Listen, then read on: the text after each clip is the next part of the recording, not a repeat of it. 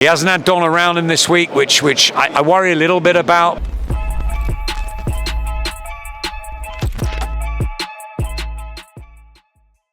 This is Jonathan Langer of Fifth Pro Boxing Fans, joined by Adam Smith. We're here at the final press conference. You all right? I'm very well. How are you, Adam? I'm very good. I'm really excited about this fight. It's caught the imagination of the fight fans here in Britain. Obviously, it's the first big one for a while. The casuals are starting to talk about it on the streets. Turkey and the Seller team have done a wonderful job advertising it all around London, coming to the iconic venues. Who'd have thought we'd have a press conference in the Guildhall? I mean, it's just wonderful, isn't it, to be in here and be seeing such an amazingly historic and opulent building. It's just fantastic. It's been great from the off.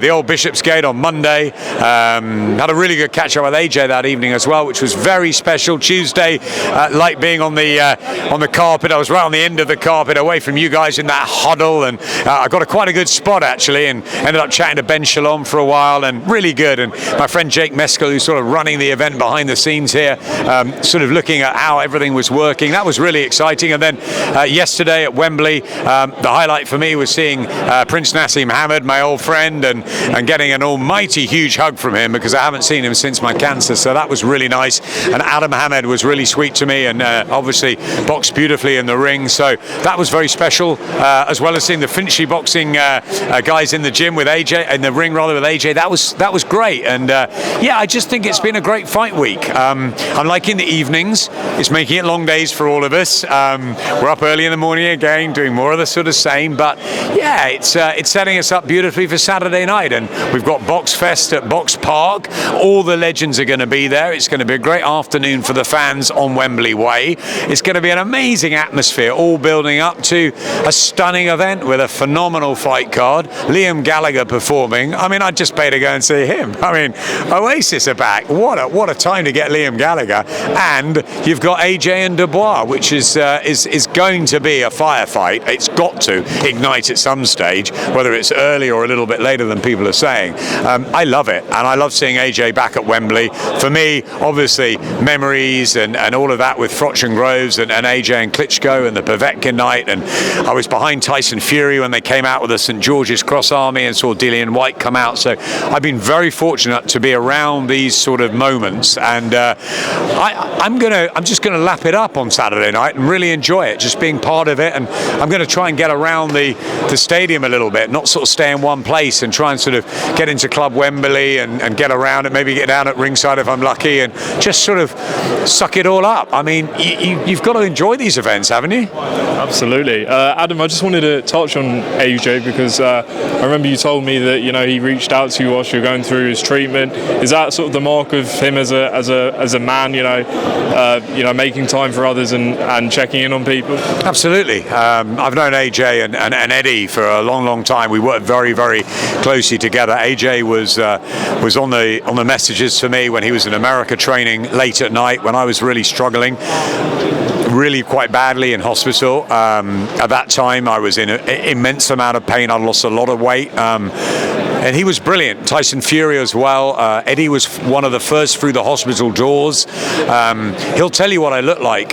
It wasn't a pretty sight, and AJ really helped me through that, and I hope I've helped him through some tough times in his career and his life.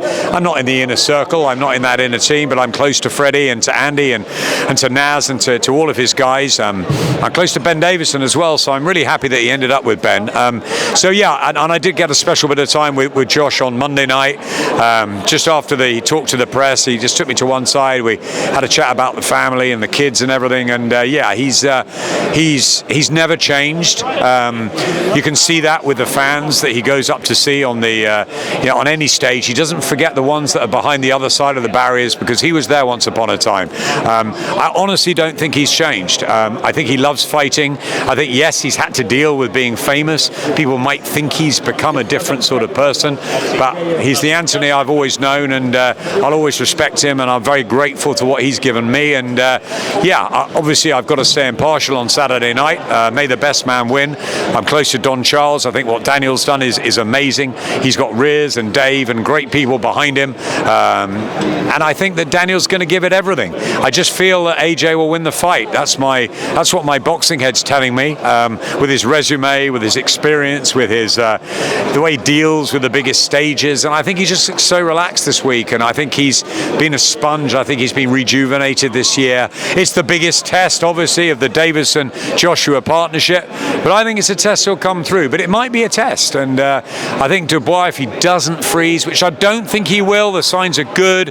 He hasn't had Don around him this week, which I worry a little bit about, but obviously Don's staying away because he wants Daniel to be healthy. That's a good thing. But I would have liked Don around fight week. He's a real character. I think he would have helped down a little bit. I think he just got a little bit lost in the press conference. But, he does his fighting in the ring, providing he doesn't freeze on fight night. And you don't know what that Wembley factor is going to bring to you. Dillian Whyte never got into the fight with Tyson Fury. You don't want that to happen with Dubois. If he brings his best, win or lose, he'll get another chance at 27. And if he shocks the world and can defend that IBF heavyweight title, he becomes a superstar overnight, and he gets put in another stratosphere. I read an article, a brilliant article with Dave Dubois the other day about how he's made him a millionaire, Daniel. He's looked after him his way, but he becomes a multi-millionaire if he beats AJ on Saturday night. It's not just about the money, but it is about cementing their financial security as well as their legacy. Joshua is a lot older, he's a lot more experienced, he has all the money in the world. He's doing it because he loves boxing and he wants to be remembered and he wants to give back to the next generation. Dan is the next generation. Can he take the opportunity, or is it not quite his time yet?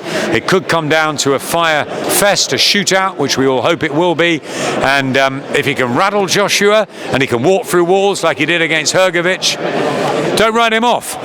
But I just lean towards Joshua for this one, inside the distance. Just lastly, Adam, you touched on the Don Charles not being present. Obviously, there was talk yesterday that he had a falling out with Daniel's father. I spoke to his son George up there, and he said he's just ill, and he's hoping to be here perhaps tomorrow, definitely at the fight. But if some people are talking about these rumours, is that a worry? Is that a distraction for either Dubois, or is it mind games? And could Joshua be a bit distracted? So I was trying to get back to see the Liverpool game last night with my kids, and on the way back from Wembley, my phone was just red hot. I think that when you get a story like this in fight week, it tends to go through the rumour mill 3 or 4 times. I was with Spencer Oliver earlier today at TalkSport. He's very close to Don Charles. He spoke to him, and he heard, he said he sounded terrible. He's not well. So if he's not well, he's done the right thing. Stay away from his fighter. As long as he's there on Saturday night, that's all that matters. As I said, he's been a miss not being around fight week, because we love Don and he's a big character and he's a big personality, and I think he would have just added a little bit more to the strength of Daniel Dubois' team. But if Daniel's cool with it, it doesn't matter. He's relaxed, he's chilled, the work has been done, he didn't need to do any more. We all know what the fight weeks are like. It's just about hyping it up and getting into the ring. So as long as Don is there at the end of the ring walk to say, there's the gum shield and off we go, son, the work is done. Adam, we will leave it there. Appreciate your time as always, and great to see you at the fight week. And enjoy the fight on Saturday night. I will do. And Don Charles and Ben Davison, should it go rounds, are going to play a massive role, I think, in this. Let's see if it goes rounds. I can't see it going that long.